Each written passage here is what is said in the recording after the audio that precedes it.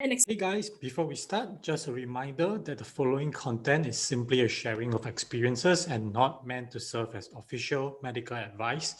Please seek proper therapy if necessary. And now to the episode you have been waiting for.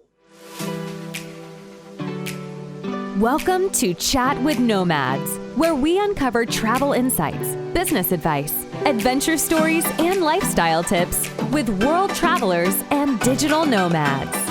Here is your host, Rax, from nomadsunveiled.com. Hi guys, welcome to another episode of Chat with Nomads. Today we have Meggie Tran from Mindful Meggie, and we are going to talk about travel and mental health, which is something she shares and writes about regularly from her own experiences. Hi Maggie, how are you doing? Hey Rax, I'm doing fine. How's it going over in Buenos Aires? It's okay. It's a bit stagnant because of the stricter restrictions and measures right now. Well, but it's not much to complain about, I guess. I mean, life is fine. So gratitude, right? No, hope you stay safe out there. Thank you.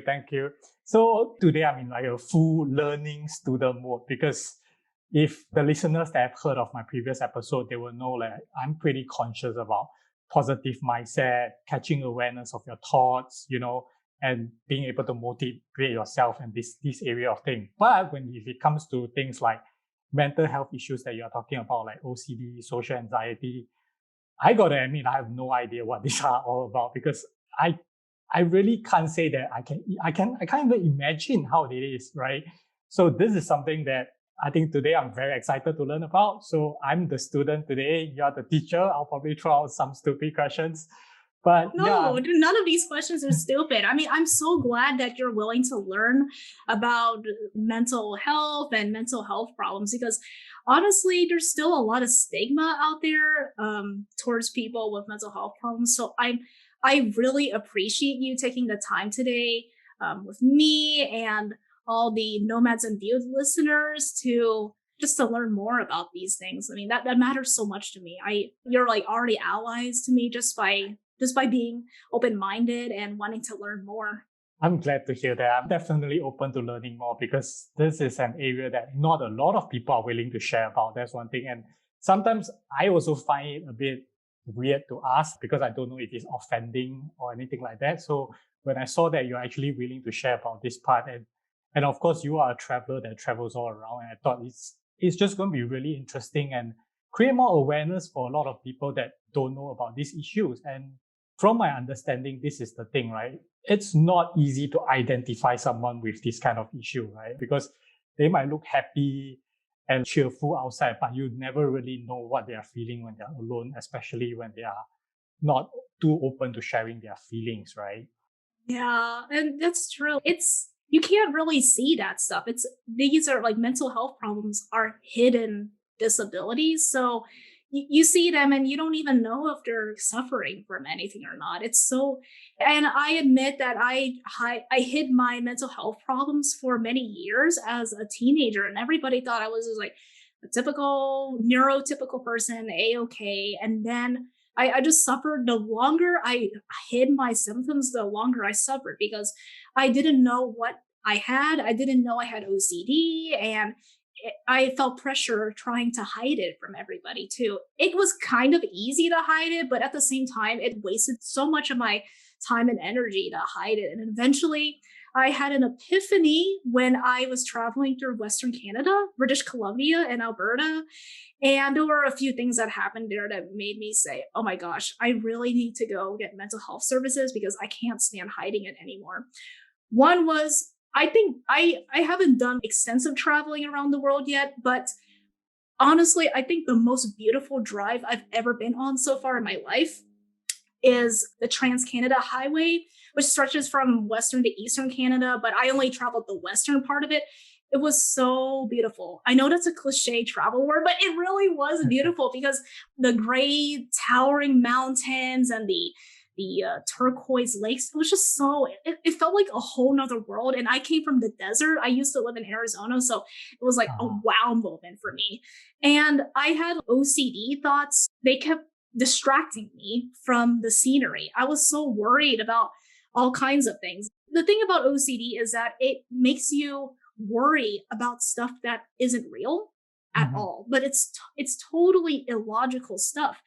It's called obsessive-compulsive disorder because think of it like a broken record. It's just like there's these illogical thoughts that keep coming up in my consciousness and making me worried so much about it. Okay, give me a moment here because I want to clarify something that you have said about, and I think a lot of listeners, including me, have this misconception when it comes to OCD. Because when you say OCD, the general layman will think that OCD is that thing whereby, oh, you cannot see something that's misaligned or something sticking out or the tiles not aligning. And that's what a lot of people, or me included, assume OCD is. So you have explained before in some of the writings that that's actually not, or that's one area of it, right? Before you dig deeper into that part as well, could you also explain a bit more on this? Yeah, of course. So yeah, that's a common myth. Oh, there's something on the table that's not aligned. I have to align it. The thing about OCD is that there's so many different kinds of obsessive thoughts and compulsions. Some people might have the aligning OCD thought and some people don't. I don't. My desk is always, I have OCD and my desk is a mess and I really don't care. But that's because scientists don't really know why, but every person who has OCD has different OCD thoughts, and the desk alignment thing is just not one of them. But I do have different OCD thoughts, and some of them are better known. For example, one of my main OCD thoughts is the kitchen stove. Even though the kitchen stove is off, my OCD wants me to feel certain. It wants me to feel certain that the kitchen stove is really off. Even if I checked the stove and all the switches were off, my OCD is never convinced that it is off because it always needs me to feel certain about it. But the thing with OCD is feeling certain is impossible, but it wants you to feel certain. That's why I might check the burner over and over again. I might look at it forever, but my OCD still doesn't think it's completely off. And behind each OCD thought is usually a fear. And in that case with the kitchen stove, the fear is I'm going to burn the house down. I'm going to lose my possessions and I'm going to be held responsible. That's the fear that's driving me to check the burner, even though it's off. It keeps driving this fear into me and it gives me so much anxiety, that fear. And so I learned through therapy how to cope with these thoughts, and it's to relabel the thoughts as OCD. It's really hard because OCD wants you to believe that, oh, you're not checking carefully enough. The burner might still be on, even though it's clearly off. But I have to relabel the thoughts and then move on with my life. Even though I'm feeling anxiety, I have to feel that anxiety. I have to accept that anxiety. I also have to accept uncertainty. That is probably the heart of OCD therapy is leaning into uncertainty, because OCD loves certainty, but it will work against you. So you have to embrace uncertainty. And that's what I love about travel. I'm not using travel for therapy, but it also teaches me to accept the uncertainty, because we all know that travel is an uncertain activity. Things don't always go according to plan. Maybe we have to adjust to things. We always have to solve things on our own. So in a sense, travel also builds my resilience against OCD. It's not therapy, but it teaches me to be more accepting of uncertainty. Yeah, that's interesting because the moment you said about leaning into uncertainty, my mind straight away switches to, oh, isn't that traveling? I was like, the connection is so close whenever we talk about uncertainty, right? Because you say traveling is uncertain, you never know, you can make plans, but things won't happen according to plan, right? And I'm not sure I can't say that I feel what you feel, but I also have times, and I think this could be more influenced by my mom or my parents, whereby whenever you go out of the house, you need to check the stove and you need to lock the door. And I myself, I tend to always pull the door 2 or 3 times more just to make sure that I lock the door. And there are some times when I went out and then I bought my Uber and I was like, shit, I'm not sure if I have locked the door.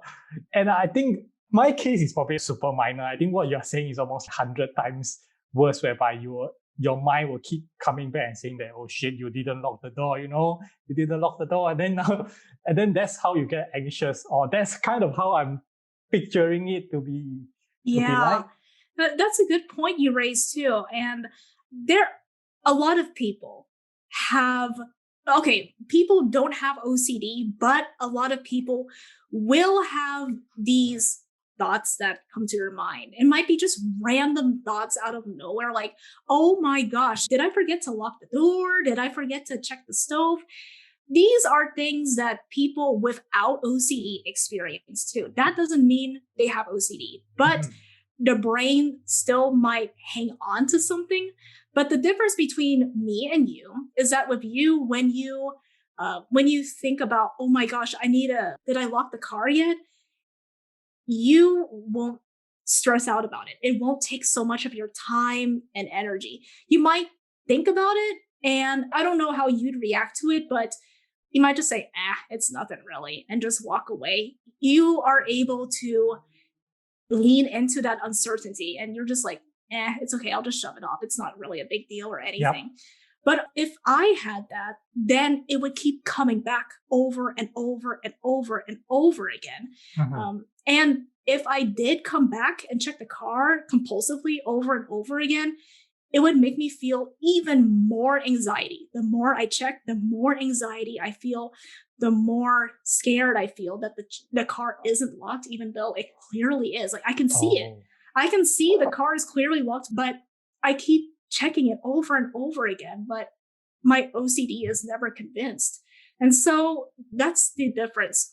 People who've been diagnosed with OCD have spent at least an hour of their day obsessively compulsively having these thoughts or checking something. If it's less than an hour, then they're not diagnosed with OCD, because people without OCD do have these strange thoughts all of a sudden, but they're able to brush it off and move on. With OCD, if you don't have it treated, it's so hard not to move on. You feel so stuck on that one thing. It treats you like your whole world, your whole life depends on that one thing. Wow, just hearing you say it sounds tiring to have to keep checking, and it just bothers you. So you were saying that you used to be hiding the symptoms and everything, but the trip to Canada actually triggered you to decide to share it. And I'm curious on what actually is the trigger that actually got you to be open about this.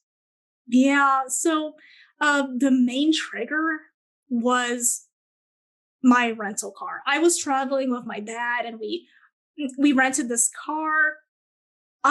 My OCD can come up with the weirdest stuff. So not just kitchen stoves. Okay, kitchen stoves, that's actually a valid thing to worry about. But OCD can also come up with the weirdest things ever. And one of those triggers was me writing stuff on the roof. My OCD was worried that I'd be writing bad words in the interior, on the roof. Okay. But even though I would never do something like that, I would never write bad words on the roof. I would never do something like that. Why would I do that? But my OCD was worried that I was going to do it. It comes up with the strangest things. And the fear, the actual fear behind the weird thought is that my OCD makes me worried that I'm going to get arrested. It comes up with all kinds of stupid narratives. It says, oh, Maggie, if you write bad words on the roof of your rental car and then you turn it in to the rental car company, the rental car company is going to say, oh my gosh, we need to call the authorities. Then the authorities are going to arrest me. Then I'm going to be imprisoned overseas with no way out, and my records are going to be tainted forever. That is the fear that's driving me to keep compulsively checking the roof. While we were driving through Canada, even with the beautiful scenery outside, my OCD would just pop in once in a while and say, hey, Maggie, do you want to check the roof of the car? And so I would just peer up and look for too long. I would just keep looking up. The roof obviously has no writing. I never wrote anything, but my OCD still made me worry about it. I would just keep looking up at the blank roof, never convinced that I didn't write anything, but my OCD kept driving me to check the roof. And so I saw some great scenery, but I'm sure I missed out on A lot more. some of that scenery. And I felt terrible because these thoughts were just controlling my life. I was here in Western Canada's wilderness, and I couldn't even stare out my car window. Instead of looking out of my car window, I was looking up at a blank roof. And that really hurt me. That just hurt me so much. And the other thing was when our road trip ended in Calgary, which is in Alberta, I met a really, really nice friend. I know the stereotype, oh, Canadians are so polite and nice, but honestly, I have never met an exception. I'm sure there's exceptions, but I haven't met an exception yet. But anyway, I made a new friend, and she actually noticed one of my OCD symptoms. And all these years, I've been hiding my symptoms, but I can't believe it. This friend I just met, they indirectly told me that, oh, well, okay, I noticed you're having some strange behavior.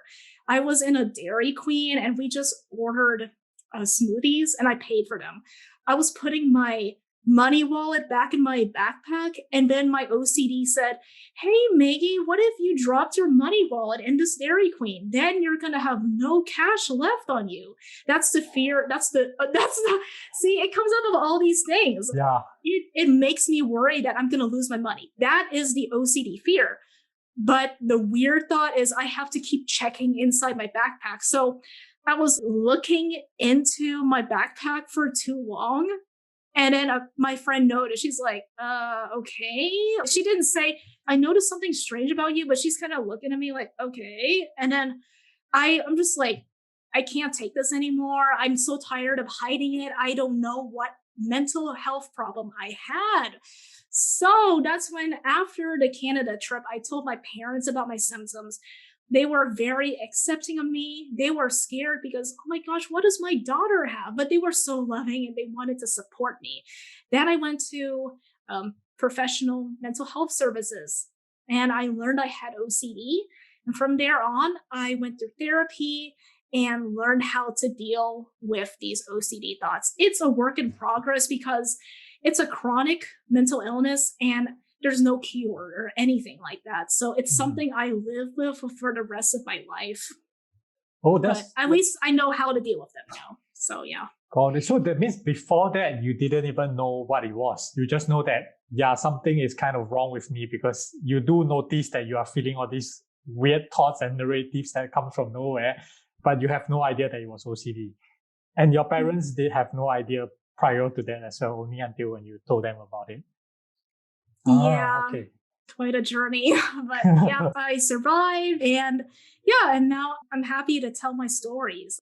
I can't believe that I used to be so scared, but now I'm so willing to share my stories because I know there's folks out there who might be having mental health problems. It might be OCD, it might be something else, but it just warms my heart to see people telling me, oh, Meggie, I have this and that too, and thank you for sharing your story. So that at the end of the day, I just love embracing this vulnerability with sharing my stories, because then it inspires people to come out to me, and maybe they'll even reach out to their family, seek professional health services. I was actually, one of my friends was actually able to convince her mom to go get therapy.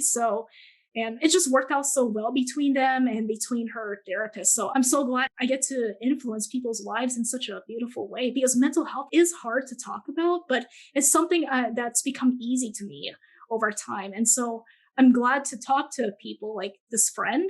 And yeah, that's, I talk about travel, but I also talk about mental health. So I might talk about one or both, but I just love seeing people who need mental health services go get them. And that makes me so happy to see them doing that. Yeah, that's true. I'm sure a lot of people will be very inspired when they see someone else sharing their own story, and they realize that, hey, I'm not alone in this, and there are people having the same issues, and it's actually okay to be open about it and seek the professional treatment. I mean, and I don't want to draw this into like a country or a race thing, but obviously in Asia or in Asian culture, anything related to mental health or seeing a psychiatrist and everything is like, people also got things, there's something wrong with you and you are crazy, But in other cultures, like for example, in Argentina, I've realized it's actually common to see a psychiatrist. It's not taken as a form of illness or anything. It's just something that when one of my peers was just telling me like, yeah, everyone here goes to see a psychiatrist. I was like, seriously? So I mean, like, Wow. culture also takes it differently in this sense, right?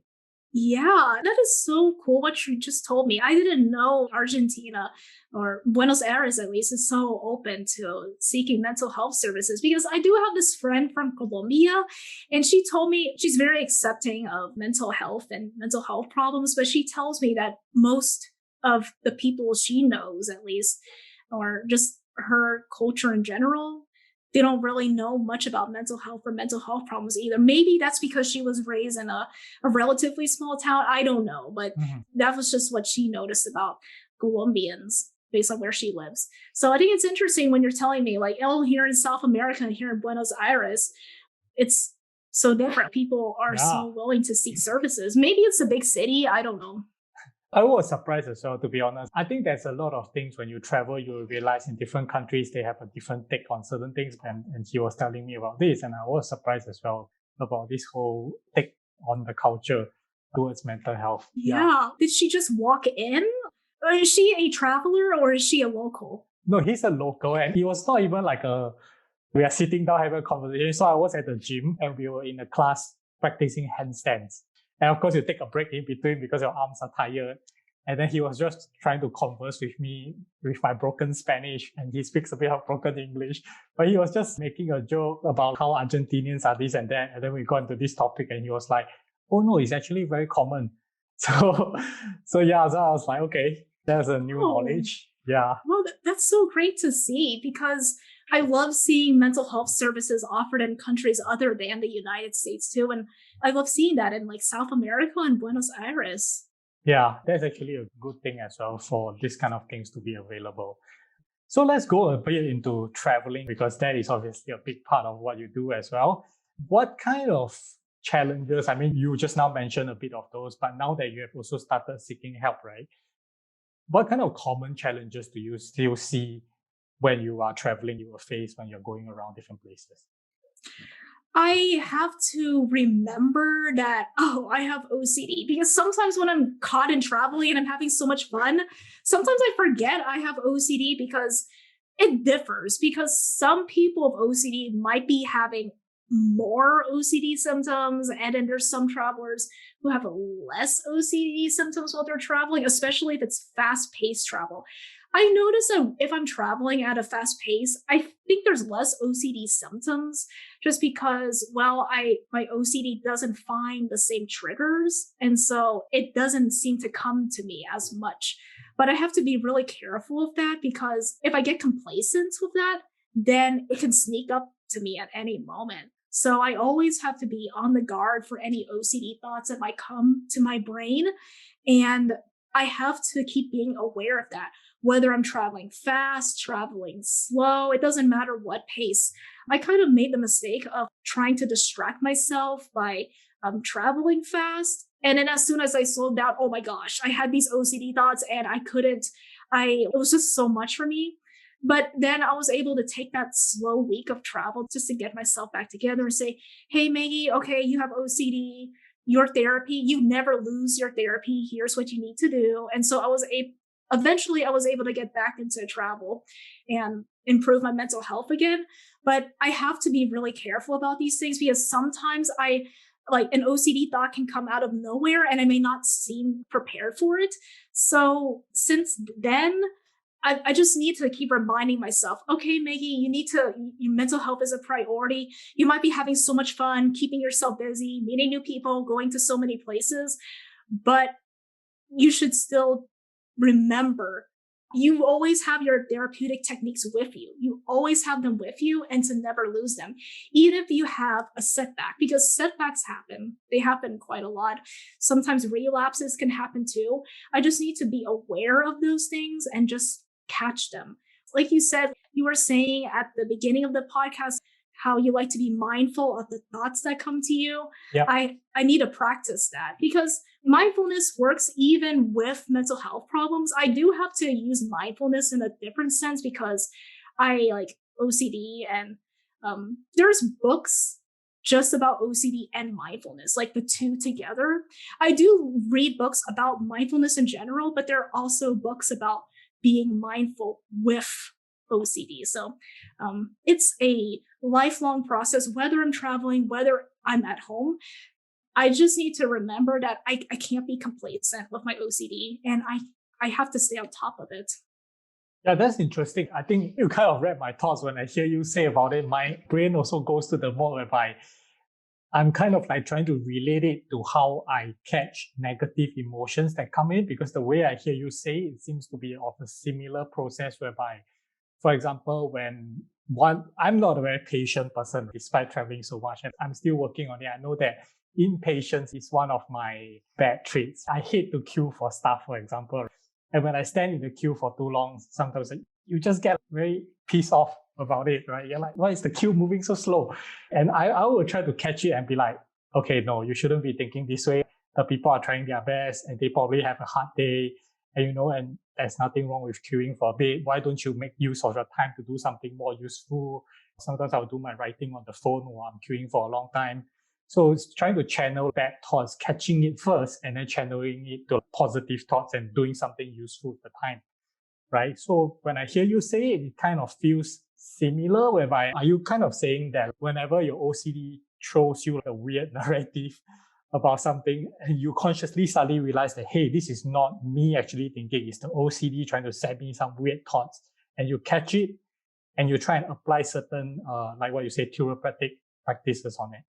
Yeah, that you hit the head right on the nail. It's about catching those OCD thoughts. And even people without OCD might be having negative thoughts that come out of nowhere. Like you said, your impatience and the line, and you catch them and you're able to question them and move on.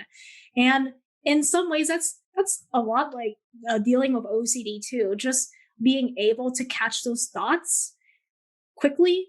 Yep. And trying to move on from them. Admittedly, it's really hard because OCD is almost like a glue trap, because it really wants you to hang on to it because it's so repetitive in my mind.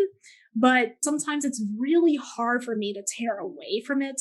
But there's mindfulness with OCD too, but it's a little bit different because I have to understand that OCD thoughts are a lot stickier than other thoughts. So yeah. Got it. Yeah, that's interesting, because even the way I see some of the way you write and the way you explain the storyline, I kind of get it that you actually understand what you are thinking about. And in some sense, it's a bit similar to the way I write some of my stories as well when I'm speaking. I mean, I write mainly about informative stuff, but sometimes I will put in a personal story and things. And one of them was about my room getting broken into in Peru, and being able to catch my thought that, there's no point feeling stressful or whatever about it.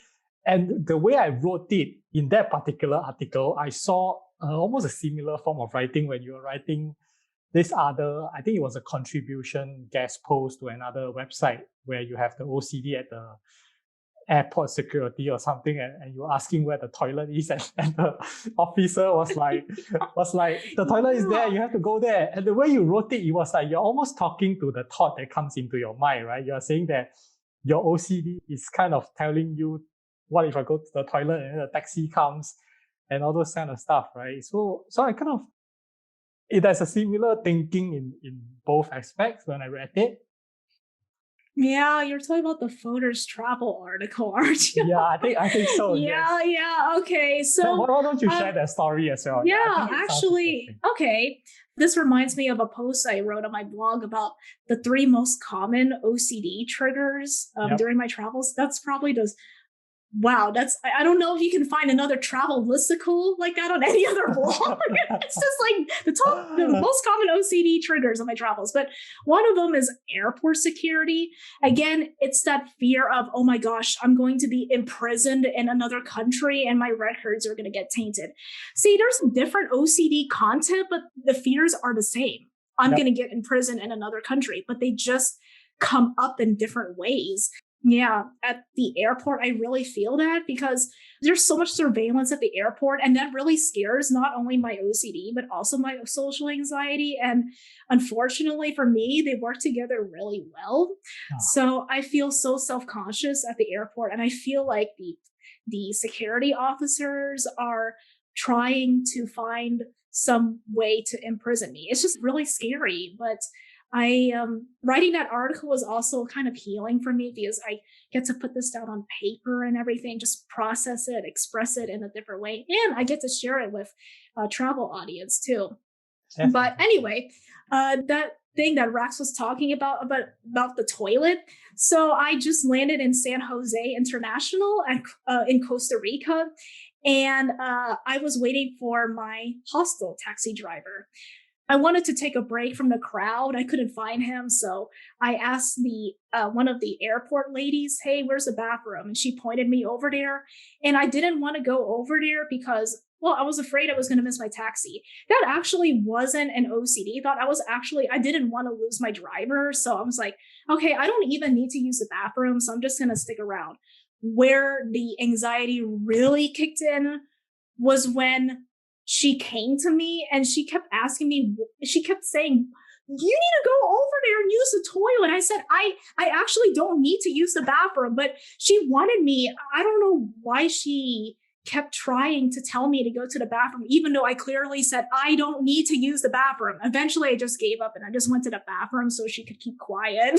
But the anxiety in that case was, oh my gosh, why are people targeting me? Why is this lady keep drilling on me that I must use the bathroom? Like she almost, to me, she almost treated it like a command or something. And so I just followed it.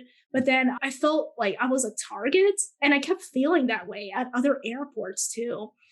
And So does that coincide with what you're saying, which is the first trigger whereby you might so-called offend the authorities or get arrested by the authorities?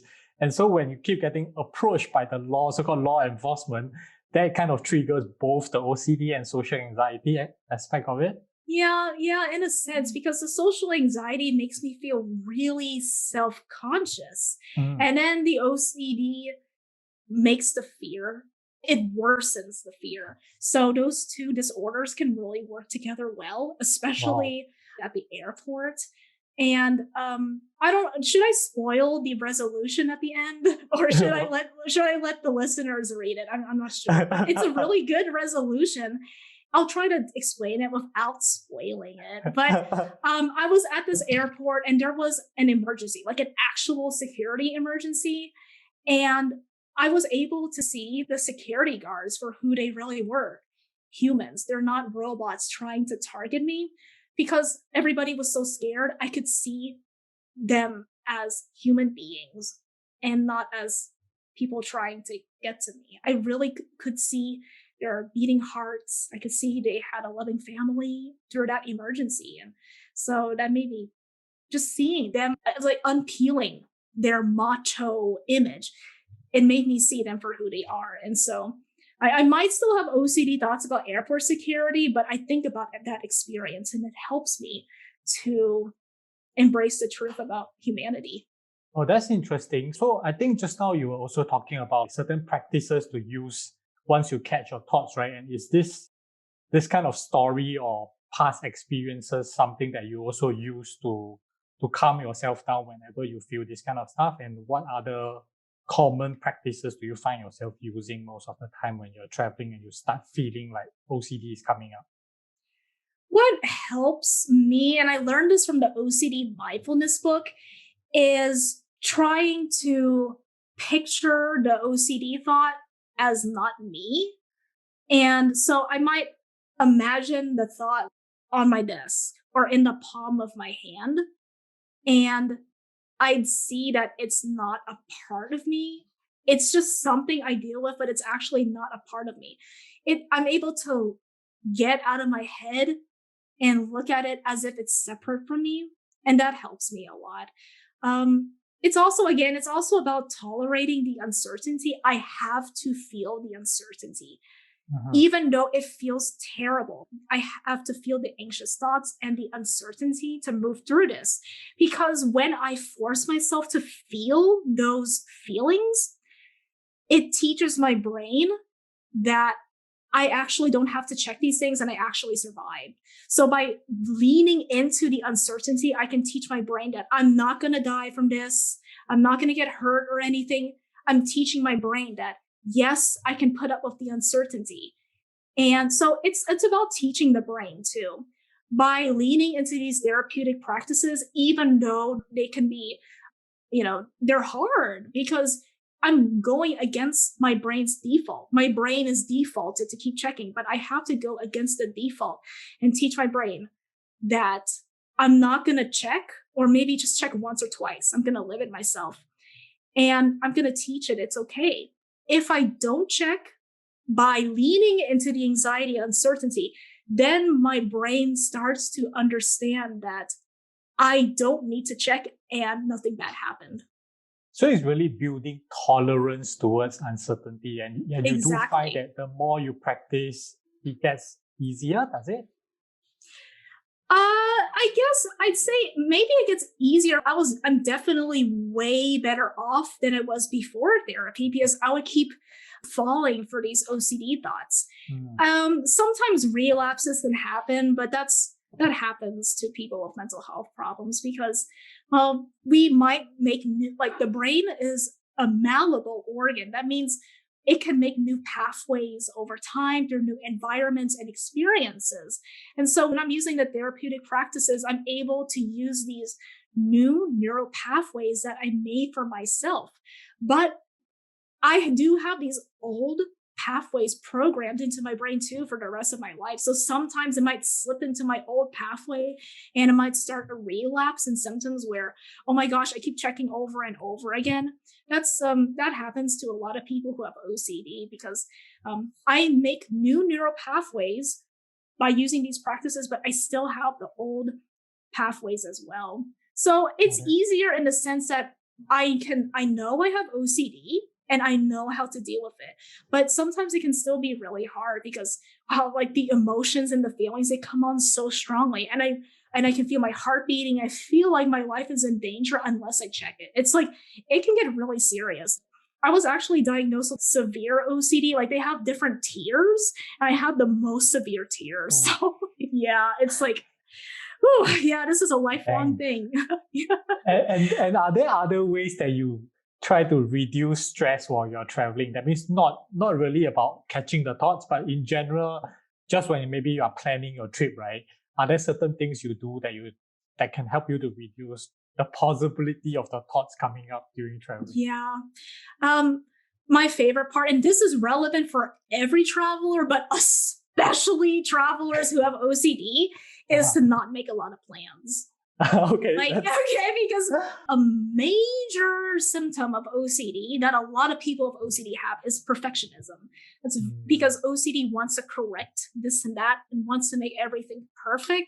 I know better than that, but I used to let my perfectionism and OCD craft such meticulous plans. I must come to this attraction by this time. My day was filled with so many plans and it was just so tiring. And then after that trip, so I squeezed a week in Ireland and I was with two family members. Admittedly, they're not the best travel partners. And so I also had to understand that, they're not super into travel as I am, but I still tried to visit so many places and it got really, really tiring. So to answer your question, since then, I try not to make too many plans. I might visit a few places, but I'm not going to try to book the entire place or book the entire day because I do need some time too, to just chill out, look through my photos or write in my journal. Writing in my journal really helps because that helps process what's been going on with me through my day, whether I'm talking about the travel experiences I've had or my mental health symptoms, whatever. I'm able to put it down in my journal. I just say don't put a lot of plans in and take breaks. That's interesting. So since we are touching on this topic, kind of related to your travel style now, because what I hear from you previously, your style seems a lot more like the young backpacker that tries to maximize all the time he or she have in a certain place and try and hit all the attractions. But after what you are saying, your travel style now feels a bit more towards a slower, relaxed pace of travel. And also because I understand you do have the flexibility to accommodate it if you really want to. So maybe give us a bit more detail about how's your travel style like. Yeah, I really want to experiment with this after the pandemic because this revelation really came to me during the pandemic after that Europe trip. And I didn't get to try that in South America. I wanted to backpack South America and Asia last year, and I didn't get a chance to experiment with slow travel as much as I wanted to. But I'm trying to do that with day trips around Southern California. And I think the awesome thing I learned from travel blogging and travel writing is how being a blogger and a writer makes me look at travel much differently too. Writing about, oh, I did this and that, that's not really a great story. I'm trying to travel with a purpose and trying to understand more about the place I'm visiting instead of checking off, oh my gosh, I went to this museum, that museum, that museum. It's so mindless. I'm glad that I started my blog last year because it made me more cognizant of why am I here? What do I really want to do? And how can I make a story out of this? Being a travel writer, it opened my eyes to a more fulfilling way to travel. And I think like traveling at a slower pace helps with that because it helps you understand the place better. And you can create great stories out of these, out of getting to know one place better than going to like 15 places in 15 days or something like that. And so I've been practicing so much on my blog, even just like going to the next county over to go grocery shopping with my mom. That's kind of a travel experience in itself because I'm going to a different neighborhood. And because we're grocery shopping at this, in Little Saigon, which is the largest Vietnamese community outside Vietnam, I was able to explore my heritage there and write a travel story out of that. And I just tagged along with my mom. I didn't want to like see so much. I just was patient with her. I went grocery shopping with her, and I learned all these little things that I learned from travel writing is to take your time in a place and get to really know what you're feeling and stuff and jot it all down in your journal. So I know we're kind of going off topic, but I think like the travel writing also helped me embrace that slower pace. That's interesting because I reckon penning down your thoughts, and I have no idea if this is real or not, but I guess it's what a lot of people assume, that if you start writing things down, it helps you to get it out of your body. And it's the same as talking to someone, right? You basically try and get it out. And that helps you to firstly not feel as stressed or cooped up with whatever, you are feeling. Secondly, I kind of think it's a good way of reflection. For me, when I write, I kind of reflect on my thoughts. And that's kind of a good time for you to maybe discover new insights on what you are thinking about, or why do you think this way, or why do you react this way. And I think that's actually quite interesting. Yeah, I'm in my travel journal. It's not limited to just travel, but also stuff related to my mental health. Like, like what thoughts I have about my day. Oh, this thought is bothering me. I'm just going to write it down. And it's freeing because once you write it down, it doesn't like linger in your brain as often. It's trying to find a way out, and writing is a wonderful way to process that. Like you're using your hands, and it's just, I learned from my therapy and even a writer's conference. Okay, I attended this virtual writer's conference, and they actually had a lot of workshops about writing about mental health. Mm-hmm. I also learned that writing, it helps process thoughts differently, and it helps you step back from them. Once you put them down in a physical place, now you don't feel like it's like lingering in your brain for as long. I love it because then I get to go home and see what I wrote down, and then maybe I'll write something public about it too on my blog or something. Yeah, I really agree with that. And that's something I need to practice, because sometimes when I do something, I have the immediate thought or feeling right at that point in time. I would be like, hey, this is actually something interesting, and I could actually look deeper into this. But then, of course, I'm too lazy sometimes. I don't write anything about it. And my brain just forgets about it. And when you go back and you're like thinking about it, the feeling is not the same anymore, because when you feel it at that point in time, there's a way stronger connection, if you can put it that way, right? And when you are 5 hours later and you're back and you're thinking about it, it's just not, you don't feel like that exact raw feeling anymore, right? Yeah, okay, so I'm also in Nomadic Matt's travel writing course, and the other teacher there is a travel writer named David Farley. And I asked him, okay, how am I able to put down what I'm okay, like I had this experience, now I want to write it down immediately. He keeps this notepad, this flippable notepad, and he just writes down what he sees, what he feels, and so on. So that way he can capture the senses and what he's experiencing in that moment, so he doesn't lose them. Because when I'm reading travel books, I always wonder, how can these writers put so much vivid detail? There's an old man smoking over there. There's a little child playing soccer. So I see that, they were able to write this stuff down in the moment. It doesn't have to be full on beautiful sentences, but just like quick observations about what they see and feel. So they're able to put them into their story. That's a good point, actually. I've never really taken note of that. But yeah, now that you mentioned it, some of them definitely write like very vivid details about certain things. So on the topic of travel writing and how that helps to relieve, like certain mental pressure, I was also wondering, like, do you choose specific destinations based off, in consideration of your mental illness? Because I had the assumption that you would probably want to avoid extremely chaotic places that are like, bustling and zooming with traffic and shit. And I think that might actually make you feel more anxious. But hearing from you, I kind of feel the thought can basically come from anywhere. It doesn't have to be a really specific chaotic situation. So even if you are sitting in a cafe, something might even also happen, right?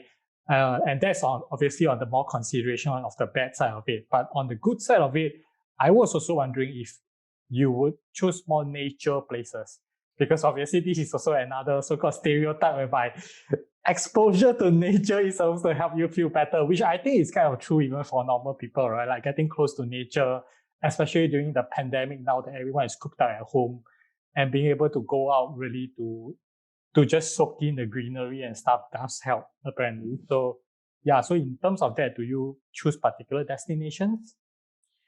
I haven't really thought about, I need to pick this destination because I think it's better for my mental health. I really just go to a destination that I really want to visit. But I think I don't know, but maybe there's some people who have mental health problems and they want to pick specific destinations because, what if my medication isn't filled? Right? What if I can't get refills here? What if this country doesn't allow my medication? Or, I don't want to visit such a stressful city with all the hustle bustle. I don't know. Maybe other travelers have those considerations, but I really don't have those considerations, especially because I don't take mental health medication. Mm-hmm. But I do like the nature destinations better than the city destinations. But I don't think that's because of my OCD. I think that's just because I love nature. I love hiking. I love looking at the scenery around me. I like nature and city travel, but I just like nature travel better. Not because I'm trying to de-stressify. Well, okay, I am like it. Well, it is like de-stressifying, but I don't. Yeah. It's not my mental health problems that makes me like nature more. It's just something I like more than city travel. Got it. That's good. So that means basically there's not as much limitations on the destination because you will just choose where you want to go and just cope with things as they come by, right? Yeah. And there was something you mentioned just now that's very interesting, and I also read on your blog before that I think will be useful for a lot of people to know. It's about things like travel insurance that actually do cover mental illness, right? And do you look into this kind of insurance yourself when you travel? I actually haven't bought travel insurance yet, but I will once the pandemic is over. My dad never really believed in travel insurance, and I didn't really educate myself about travel insurance until I got more involved with the blogging community, and I saw what a wonderful thing travel insurance can be. And then as I was looking into travel insurance companies, I was curious to see if there were any policies out there that might be more beneficial to people with mental health problems, because the US law does not require travel insurance companies to cover mental health related things. So I don't think there's any policy that says, oh, we will include any mental health issue, because it gets really tricky, because pre-existing mental health conditions is another liability, and that drives up the cost of the policy. So that's why there's not really any I think for some reason in the United Kingdom, they have a lot more travel insurance policies that consider mental health problems. But as far as the US travel insurance policies go, I haven't really seen anything that explicitly says, oh, we're going to cover your mental health problem too. I did find some companies though that they're not super perfect, but they are more accommodating to people with mental health problems. One of them is Insure My Trip. It's a travel insurance aggregator. And so they have different policies from different companies, and they have all kinds of filters. Probably the most important filter is you can cancel a trip for any reason. You can read my blog for more details about that, but that's really helpful because it's not limited to your reasons. You can cancel for any reason, even if it's related to a state of depression or something. Because I've read news articles and people have been denied for coverage, even though their family or themselves, they were going under depressive issues and they could not go overseas, but the insurance did not cover them. But with cancel for any reason policies, then they could cancel, and most of the trip would be covered for, even if it's a mental health issue, because it's canceled for any reason. Mm-hmm. And then the other company is World Nomads. It's not perfect, but there's a line in the policy that says if you were to be hospitalized for a psychiatric condition, then we would cover you. But then again, it's not comprehensive, because there's different mental health issues out there, and I don't know like people's specific conditions. So it's always important to check with the travel insurance company and make sure that the travel insurance company will cover these scenarios and all this stuff. But those are good options for people who have mental health problems, even though it's not exactly like, oh, if you have depression and this happened, I don't know anything about your specific condition, but those are policies you can look into, and maybe they're good for you. Got it. So is your thought process also that if I can cover more things, it's also less things to worry about in some sense, and that kind of takes the stress off, because then now you have so-called less commitment as well, right? Because if you can cancel your trip for any reason, then that is definitely way less commitment than having pre-booked stuff and you definitely have to go around. Yeah, I did a lot of research, and I just say cancel for any reason is the best option out there. Yeah, I would think so as well, especially now with the pandemic. I mean, that's definitely a good clause to have, or at least I'm definitely not booking anything that's non-refundable, I guess, if I can help it, because that is definitely a consideration regardless, right? Yeah. So if there are other people who have mental health conditions, right, and they are like either maybe afraid or hesitant to travel because of, for example, the uncertainty of traveling and stuff like that, what are some of the advice that you can give? Oh, okay. I have a lot. Okay. Go for it. All right. So the first thing I'd say is please do not travel unless you get mental health services, because there's a misconception out there that if you travel, you can escape your life problems and maybe even your mental health problems. Heck, even before I sought treatment, I thought that, okay, maybe travel can alleviate my mental health conditions. Well, ta-da, it didn't. So even with all those inspirational travel quotes out there, like, oh, travel is my form of therapy. Okay, it's not. If you have mental health problems, please go seek actual therapy. Travel is not your doctor. Okay? Learn from me. I went through a lot of those mistakes. So before you hit the road, just go find a therapist or a psychiatrist and get treatment for your mental health condition. And after some time going under therapy, if you think that you're fit to travel, you could also ask your mental health professionals and ask them if they think that you're fit to travel. Once you do that, you need to, if you have mental health medications, you need to plan for those too, because some countries, they list some mental health medications as controlled substances. So they have regulations like, oh, you're only allowed to bring this much supply into the country. And you don't even know if the prescription is refillable in that country. So there's that research you have to do too with your mental health professionals.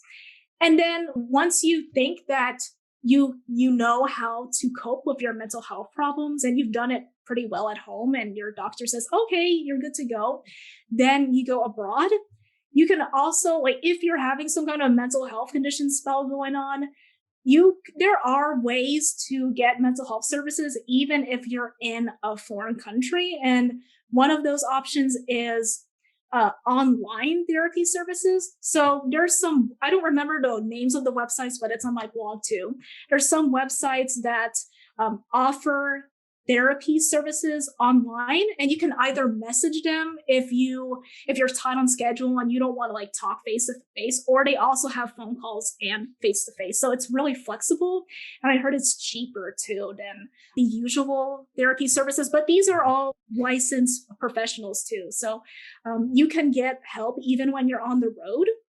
And then you could also ask your own mental health professional at home, even before the trip. You could ask them if you could check in for a few minutes, or maybe even schedule a full-on virtual appointment if they accept virtual appointments. So there's options too, but you have to be more mindful of your mental health. Like you need to make sure that, if I'm going under this mental health problem, I know how to seek out. I can also talk to my friends and family, because releasing that you're talking or like writing in a journal is also helpful too. Just releasing it out and knowing how to get help. Yeah, so it seems it's mainly to basically do your research on what is needed and just be prepared for it. If you have the right preparation, that's almost ready to go to venture the world, basically. Yeah, and there's also ways to get into travel and accommodate for your mental health condition. One of them is time zone changes, because time zone changes can be really stressful even for people who don't have mental health problems. So if you're new to traveling, you could just try to visit somewhere nearby, like the next state over, the next city over, or somewhere within your country, and just get used to it. You don't have to go, you don't have to fly halfway across the world and consider that travel. You can start travel nearby you and just get used to life on the road and see if you're okay with that. And then if you feel like you can handle it, then you could take those longer, far away trips. So you just like acclimate into travel. And you could also visit destinations in your same time zone or like nearby your time zone. For example, if you live in North America, you could go to South America, and that's kind of the same time zone, right? Yeah. Yeah, I mean, there's like, it's better than going to Australia, right? The time zone. So you can also, there's ways to acclimate and to travel and see if this shorter trips and places that are more familiar to you, maybe you feel comfortable with that, and then you can take the next step. Yeah, that sounds good. I think taking small steps applies to a lot of cases, not just even for travelers with mental health conditions. I think there are always travelers that are concerned about, if I'm the first time I'm traveling alone and I'm afraid of traveling alone, I've never done solo travel, or people that actually wants to do nomading or long-term travel. I always tell them, there is no rule to say that you have to go off for one whole year or travel halfway across the globe to consider it traveling. Take small steps, try it out. You might like it, you might not like it. And it's always that after you travel, you definitely learn something. Not just about your own travel style, what you like, what you dislike. You'll probably learn a lot about the things you should or should not pack. I think that's one of the main things that you always learn when you're traveling. Like, you realize there's some stuff that you just carry with you through your backpack halfway across the world, and you have never ever touched the particular item ever. It's like a brick. Yes. Like, seriously, like a useless brick. Like, It's not as heavy as a brick, but it sure feels like that, doesn't it? yeah, like I've been traveling so long, I still have some stuff in my bag that I've never ever touched. I have no idea why I brought them along. I'm pretty sure I'm not going to bring them along next time. So yeah, so I mean, it's really about taking small steps and just trying out. There's time to travel, after the COVID goes away, obviously, but yeah. Yeah, I'm just seeing that the vaccine rollout in the US, that's really sparked my travel wanderlust.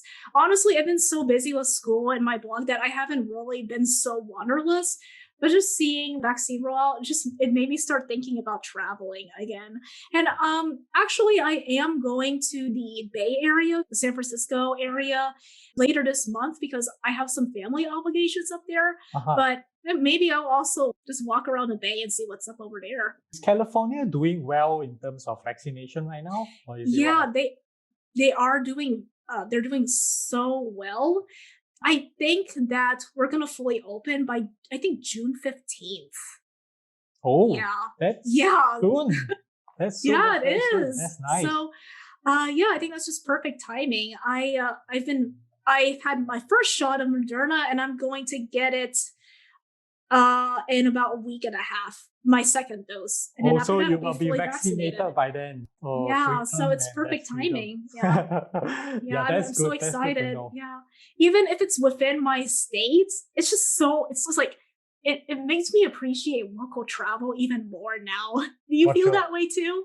Yeah, I mean, my travel kind of changed in a bit because now that you're stuck in the city, for me, I look into more about like gastronomic adventures and, some experiences. So mainly trying out food at different bars and stuff when it was summer here. Obviously now it's getting a bit harder, but I can order in stuff easily as well. So yeah, so there has been a different way of looking at a city then, because the longer you stay, obviously the style and the approach to a city, the way you travel becomes different. Yeah, it sure does. I mean, staying a few months in a city or in the same region, it makes you look at it so differently versus if you came by for like a few days. Because Yeah. when you come by for a few days, you just check out like, oh, okay, I'm gonna go to this museum, I'm gonna go to this place, take pictures, move on. But now you get to really experience Buenos Aires as it really is. Like now you know, oh well, mental health therapy is fun. See, you wouldn't know that if you didn't go to the gym and you didn't stay for a long time. Now you know, and I get to learn more from you too. Yeah, I think you will really enjoy slow travel.